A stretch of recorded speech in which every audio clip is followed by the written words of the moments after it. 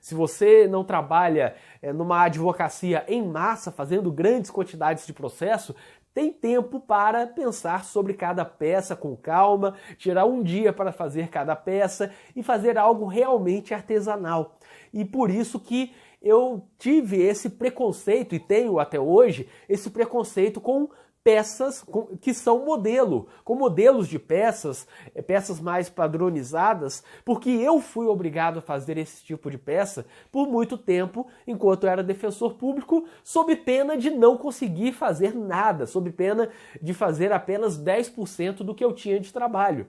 E eu me lembro também de que em determinado período, enquanto atuava na Defensoria Pública, eu fui atuar na área de saúde. E na área de saúde tem muitos pedidos de fisioterapia, hidroterapia, medicamentos, enfim.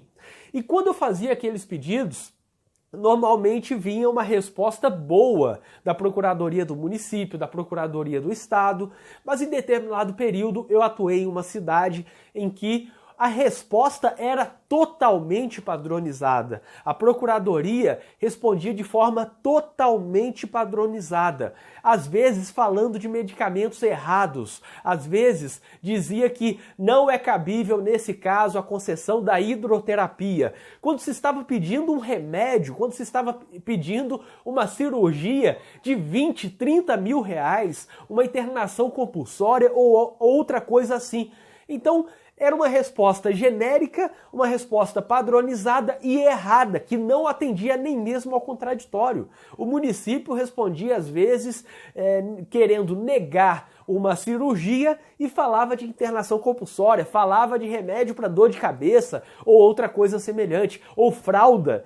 Era algo bizarro. E aquilo tudo por conta dos modelos. Os modelos em que provavelmente estagiário, assessor, analista, ou o próprio procurador, advogado, enfim, quem estava atuando alterava apenas o número do processo, o nome e a data. Não fazia questão de olhar a peça inicial, não fazia questão de olhar a petição inicial, no caso feita pela Defensoria Pública, pedindo algum medicamento, cirurgia, internação, e comparar com a peça que estava fazendo, algo que demoraria, provavelmente partindo desses modelos, 10 minutos para fazer. É apenas olhar lá na parte do pedido qual é o medicamento, alterar na parte da peça de contestação, especificar um pouco por que não seria cabível, se for o caso, se a Procuradoria quisesse negar esse pedido do medicamento ou da cirurgia, mas nem isso era feito.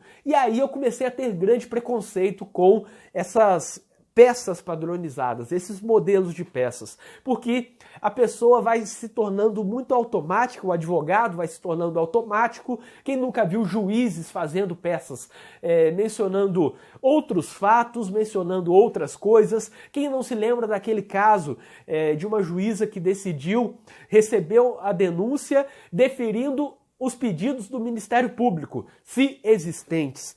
Provavelmente isso fazia parte de um modelo que dizia que, se tiver algum pedido do Ministério Público, defere. E aí vai se tornando algo automático. Recentemente, o STJ anulou uma decisão em que um juiz tratava do processo, indeferia um pedido, sem nem mesmo mencionar se era réu ou ré.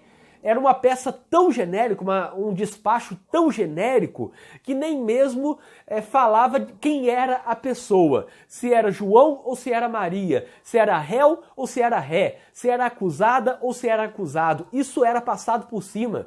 E aí observamos muito bem como esses modelos afetam, porque vai fazendo modelo e se torna apenas alguém que não tem a tarefa de pensar sobre o caso concreto, mas apenas alguém que tem aquele trabalho minucioso de alterar data, nome, número do processo e ver se tem alguma coisa identificando outro processo. Quem nunca viu, como eu já disse, uma denúncia, uma peça de alguma autoridade pública, o juiz, o delegado, ou até peças de advogados, defensores públicos, que falava, por exemplo, sobre o crime de roubo, mas na verdade era um homicídio, era um estupro, mas constou ali dizendo que era roubo, constou dizendo que aquele pedido era indeferido, quando na verdade não tinha nenhum pedido, isso daí é muito comum. Na execução penal mesmo, às vezes os juízes dão decisões padronizadas, apenas reproduzindo algo que já foi decidido antes, não analisam a alegação da defesa, porque eles não têm modelo para analisar aquela alegação. Se você sustenta alguma coisa um pouco mais diferente, um pouco diferente do habitual, uma tese de nulidade um pouco diferente, é provável que a resposta venha em uma linha: indefiro porque não está na lei. E acabou. Porque se é uma tese mais utilizada, como a violação ao 212 do CPP, provavelmente o juiz já tem modelo de rejeição daquela tese. E aí não interessa o caso concreto, se realmente foi violado o artigo 212, se aquele caso é diferente, não se faz um distinguish, nada disso é analisado no caso concreto, porque tem um modelo, e se tem um modelo, segue o modelo. Por isso que eu sou contra